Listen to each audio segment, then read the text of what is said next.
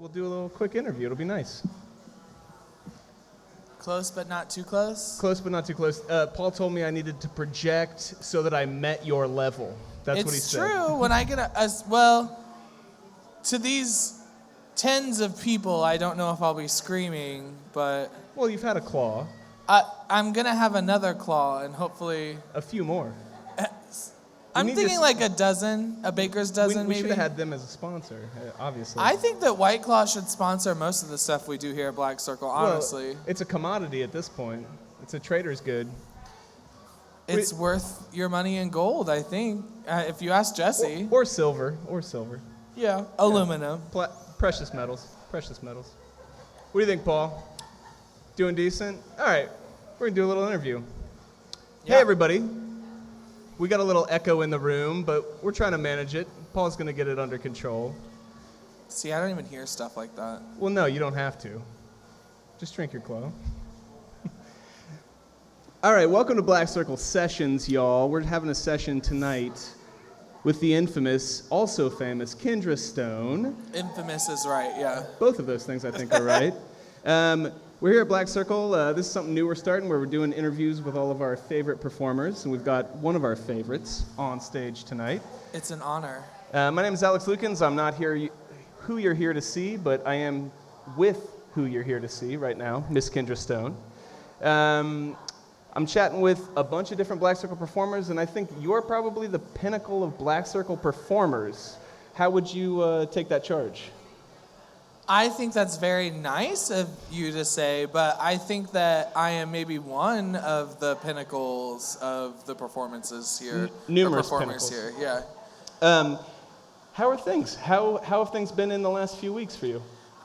We did probably the biggest show we've ever done here. We did the Mean Girls tribute a couple weeks ago, and that ever since then it's one of those things that happen that, I completely feel projected after it. Like, there's a lot of stuff that you do, like photo shoots, or like it took a little bit, not very long, but a little bit for like bingo to be popular and stuff. But I felt like right after that show, I was starting to feel like the effects of like what we did. What were those early bingo shows like for you when you were kind of getting not only the show together, but also the crowd together? Well, the show itself, the very first one we did, it was just me and my friend Ava. And we were like, you know what, we're just going to do it.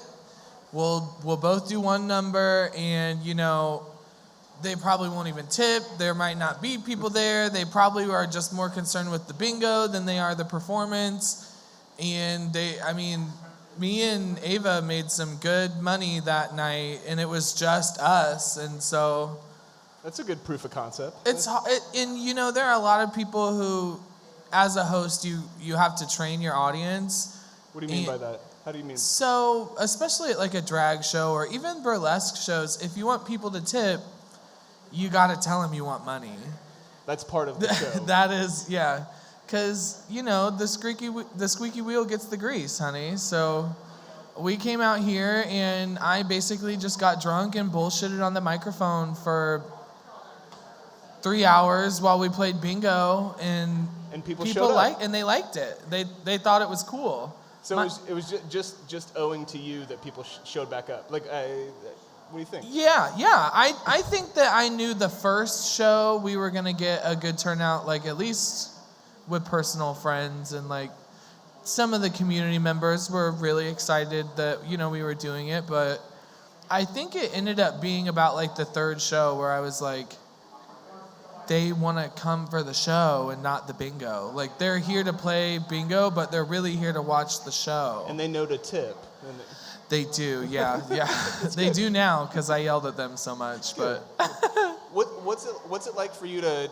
Rarely am I up on this stage. What's it like for you to look out and to see a full room? What does that feel like for you as a performer? I think everyone deserves that moment, but here especially. This room is not cozy, but it's not cold and huge. It's like you can fill it with a lot more people if you need to, but like one person at every seat looks like you've packed the house asses to elbows. And it just feels good to come up here and it's a bunch of people looking at you, Gotcha. And that's exactly what I want. Perfect. Perfect. So you recently celebrated a couple days ago the 1-year anniversary of Black Circle Bingo here at Black Circle. What did you have a drag show in mind first, and then you wanted to do bingo after it, or did you have bingo in mind first? I know you've been doing this for a while as a drag performer, but I have only been doing drag since January of 2018. Wow. So it was, I was tired of seeing the same 12 entertainers be booked at every single queer venue or every single, when RuPaul's Drag Race came to town, they had the same 4 girls opening for them. Same routine. Yeah, and then, as I was performing and looking for gigs, it was occurring to me that being a new performer, you can perform for free if they like you. You can perform for money if they like you and they think you're talented, but you can perform for a reasonable booking if you are on RuPaul's Drag Race or you have some sort of title. At least that's how it is in indie. So less about your ability to perform and more about your ability to have already performed or to have already landed. Yeah, they kind of want, before I started producing shows, there were a lot of people who, it was merit-based booking, but they didn't feel like anyone outside of these 6 people had the merit to be booked, Well, I feel like drag has really come up in Indianapolis in the last year or so. Absolutely, yeah. And so, do you feel like it feels the same in terms of I feel like you have to really be a performer. You have to be talented. You have to. I feel like there's a lot of competition maybe at this point. I don't look at it as competition. I look at it as opportunity to see new types of entertainment. When you go to a show and this person does burlesque, this person does drag, this person is doing flow artistry, and you're like, how would I fit into this production bill? You're like, I've got to do something. The old song and dance and the whole lip syncing and just taking people's money, it doesn't really work anymore. You need a concept. You need to understand what you're doing on stage. You don't just go straight out to the crowd and start asking for money. It's it's a story. It's a narrative. You have to and I think the more people who have started doing drag and the more shows there are and the more venues there are that are comfortable with drag, I think the better off we'll be. Fair. So, what to that would you say? What for you prompted your journey into drag performance, and what was your outset? How'd you start? I want to travel the world. Fair. I really do. I want to live that hotel lifestyle. I want to be a rock star. I want to go fucking party. I want to do that.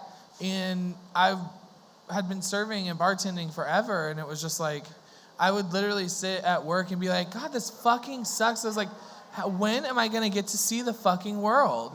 Well, and also maybe the drag performance also you can kind of drink, you can have that be a part of the performance as opposed to and get paid for it. I think I don't. Everyone knows their limits, and so long as you are able to be on time, be prompt, know how you're going to portray yourself on stage, what you're it. Then we have no problem, Partying. drinking. And, a lot of the sponsors are alcohol sponsors, Absolutely. and that's We're here at a brewery, yeah. I don't see a problem in that. Not at all. I really don't. I enjoy a cocktail, several cocktails, and I'm fortunate enough to be able to have several cocktails and still do my fucking shit. Yeah. So no, you're better than I am. Yeah, you're better than I am. My shit is different, though. It's just different. All right, so we're here on a drag night, a drag performance. It's office themed. I was going to ask you, how do you or how does House of Stoner, how do you come up with a theme? Is that something tossed around in the green room? Is that something you think the up? Themes are basically, they revolve around either me or Jesse have an idea for a show, or I have a show that what was the first one we did that the theme just was so great that we were like, Austin Powers.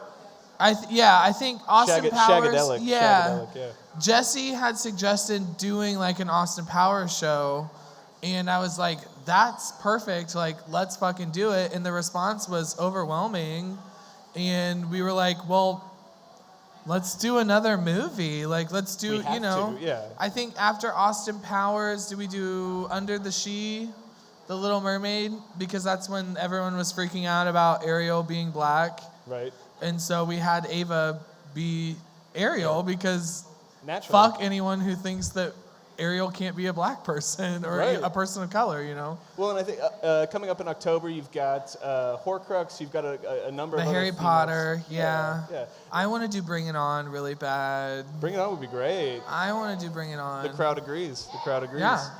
All right, so over the last, so you've been doing it, you said January 2018, is that right? So you've been doing drag performance for a little over a year, maybe closer to 2.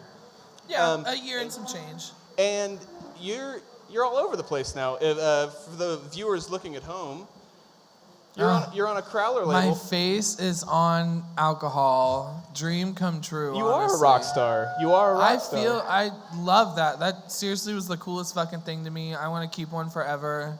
What was there something similar to, like, say, this Crowler label, or, like, when you were early on? Like, what would you say was, like, maybe your first kind of moment of, you got to see Being yourself? immortalized, yeah. So the first, like, fan art that I got was, like, a couple months into drag, and I used to make these, like, I still make lashes, but I used to make these, like, really long and, like, spidery kind of, like, lashes. And my friend was inspired by that and, like, drew my face. And it was really awesome because it was, like, fan art, and it was the first piece of fan art. And we never really did anything with it. But before we got the Crowler labels, we started making shirts. And, like, I'm on a T-shirt. And Please that buy was one. Please buy no, one. we're out. I can't. Sold out. You can't buy one. It's not We're possible. sold out. So until I figure out how to get more. But... Okay, all right. So you've been in this drag performance yeah, thing for... I would have to pay him off first. Thanks for reminding me, Jesse. Finances, he knows. I was going to ask you, over the last, say, 2 years or so... This wig is heavy as fuck. What do you see as some of the risks you face, some of the challenges you face? What have been kind of combative situations that I imagine you've had to face? What has that felt like for you, and how have you dealt with them?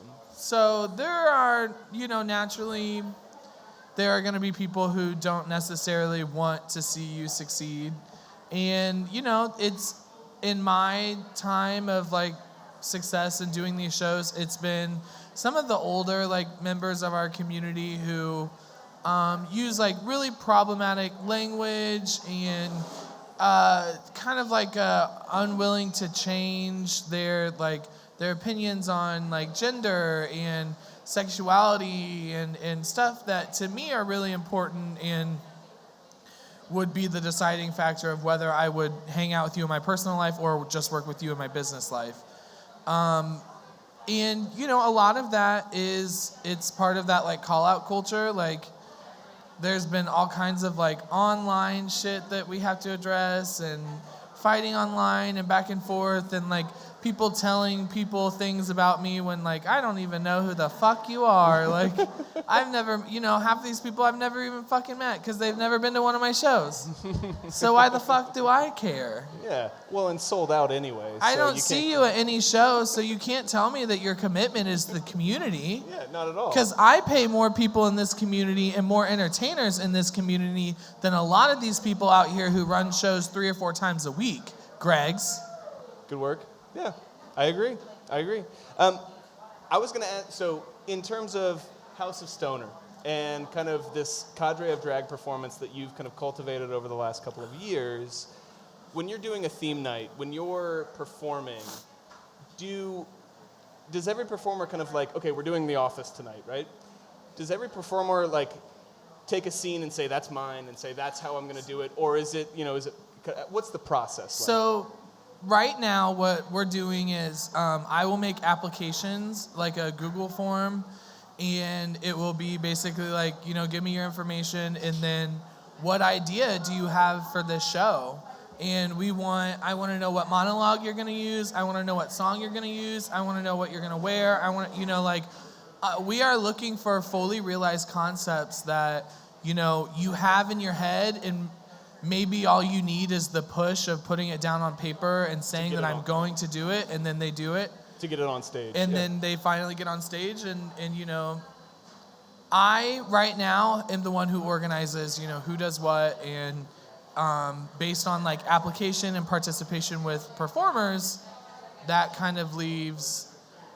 I was just telling Jesse, like, me making my mix for The Office, like, I kind of had to use like the scraps of like what everyone else didn't pick, and like, for like the Under the She, like, there wasn't really a good character left after it. So, I focus a lot more on hosting on nights like that, and try and do like a number that like makes sense with the show. So that makes sense. Well, and would you say that as you're deciding on all of these different routines and thinking about House of Stoner as something that you started, it actually was not me who started House of Stoner. Well, talk to me about that. What was the development of that? So House of Stoner. Where do you see yourself now?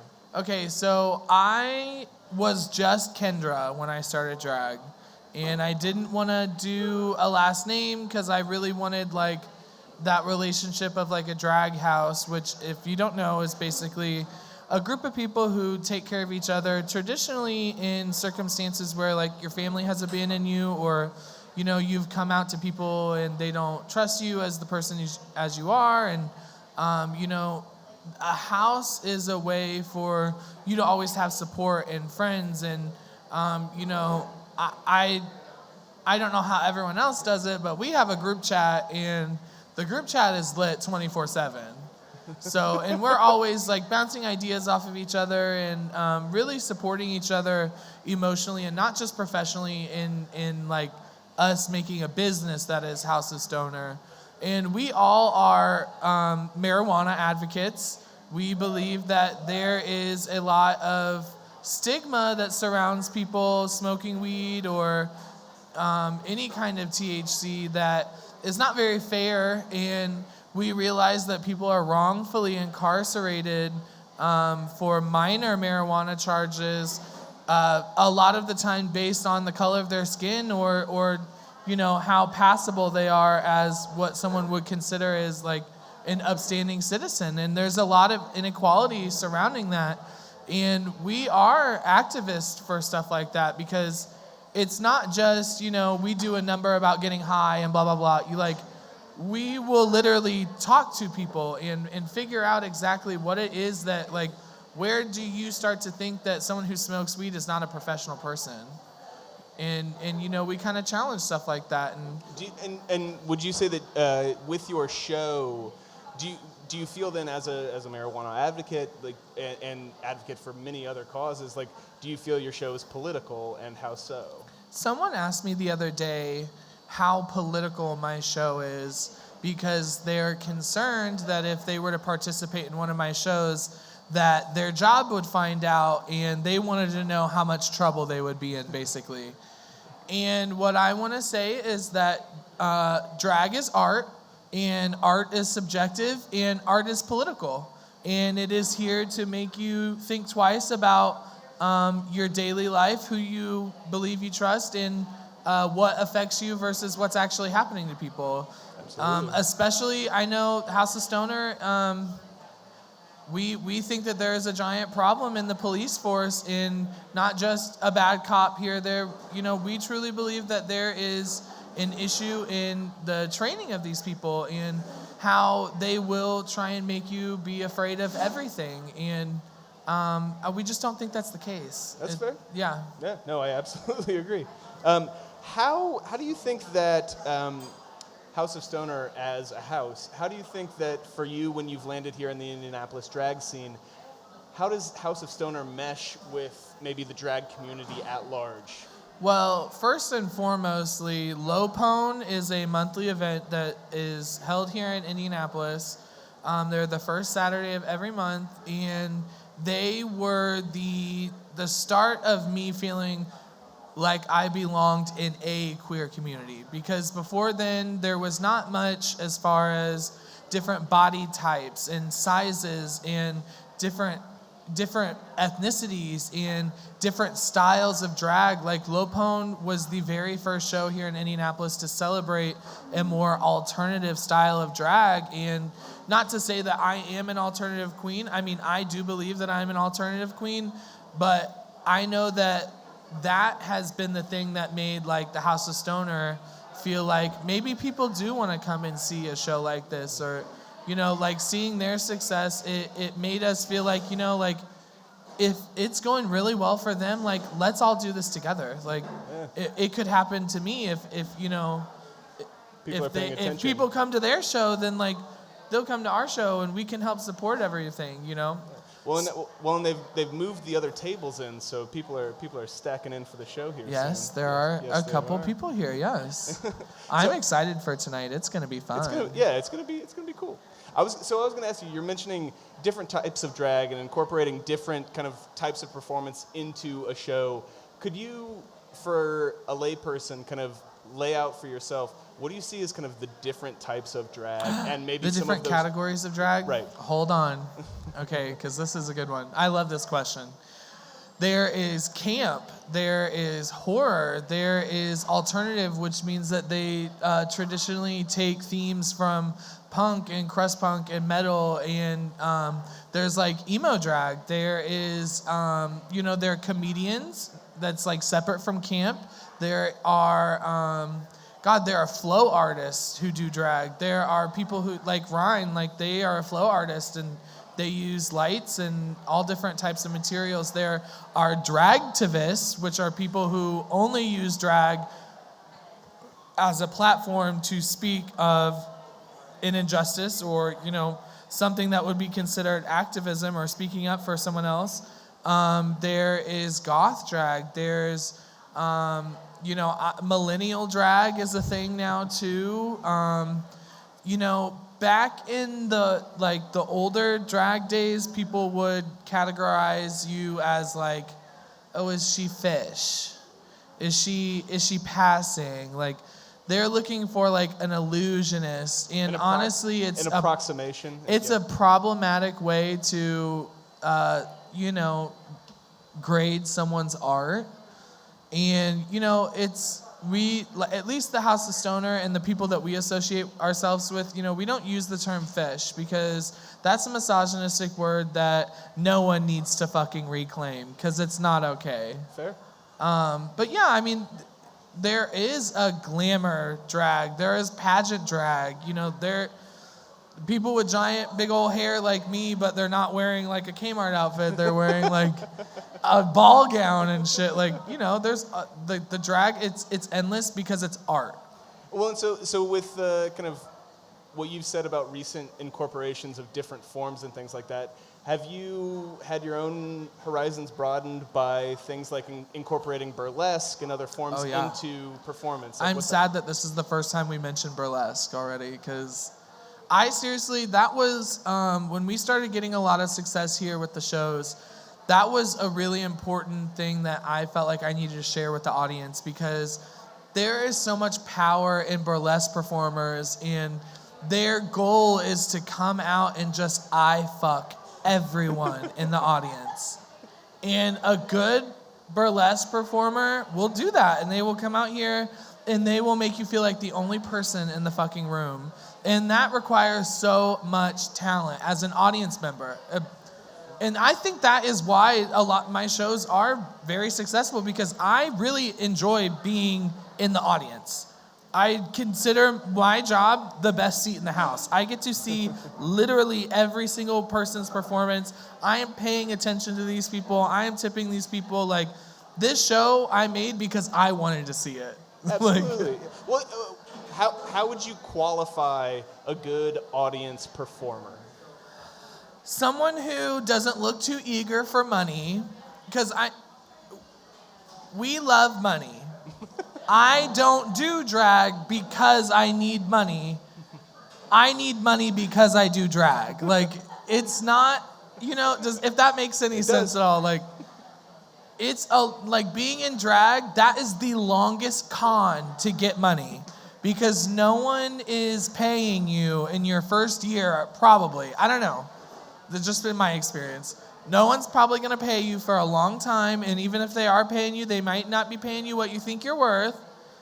But that's not why you do drag. You do drag because you love it. So that's another thing that I want to see in a performer. Like, when they get on stage, I want to see someone who is fully committed to whatever they're doing. I want to see someone who does not look like they're desperately reaching for money before they do anything to deserve it. Sorry. And I want to see someone who is confident. Unless, of course, the number that they're doing calls for a really insecure thing. I want someone to take me there, basically. Like, The performance to take you to a different place. yes. Because we can all come out here and have 12 beers and shake our fucking asses and, maybe do it on beat. But honestly, the best thing is when you have someone who has a concept and they know what they're doing. Well, and that's why when you're looking for performance, that's exactly what you're looking for. Yep. Yeah. So future plans. So you've year of Drag Bingo, you've been doing this for a while and you've really grown your presence. What do you see as the future? Where do you want to take yourself in the next 6 months, a year? In the next 6 months, I hope to have 2 more shows a month. And I want to, so we have the show here every Tuesday. I have a show one Thursday a month at Burnside Inn on Mass Ave. I have a show once a month at the Coterie in Kokomo. A show once a month at Indiana City Brewery over on the east side. And I would like a steady brunch show. I would like to audition for RuPaul's Drag Race, Dragula, and Camp Wanakiki. And I would like to let my friends in a little bit more on some of the production and the flyering and the social media stuff, because I think that I felt like for a long time I wanted to do it, and I'm kind of a control freak, if you could imagine. And, if I couldn't find whatever the equation is to make all of the shows work, how the fuck is someone else supposed to do it? So I really want to let some other people get involved and see what kind of new ideas we can get and new performers. And I want new ideas, and I want more bookings. Naturally. And I want the audition. And you didn't ask, but I'm going to tell you. Auditioning for those shows, like RuPaul's Drag Race and Camp Wanakiki and Dragula and shit like that, is really hard, especially as a drag queen, because they expect you to have not only the personality, the charisma, the uniqueness, nerve, and talent. They want you to videotape it. They want you to edit it. They want you to make it look good, and they want you to convince them to be on the show in and out of drag. It is a long process. Like, audition tapes are 30 minutes. Well, like, and honestly, kind of like having 2 personas at once, kind of showing yourself on and they want to make sure you're not going to hurt anybody. Well, that makes sense. Well, when you do the audition tape, let me know. I can edit it for you. I would love that. Yeah, I really would. So second to last question, with future plans, as a drag performer, what scares you about the future?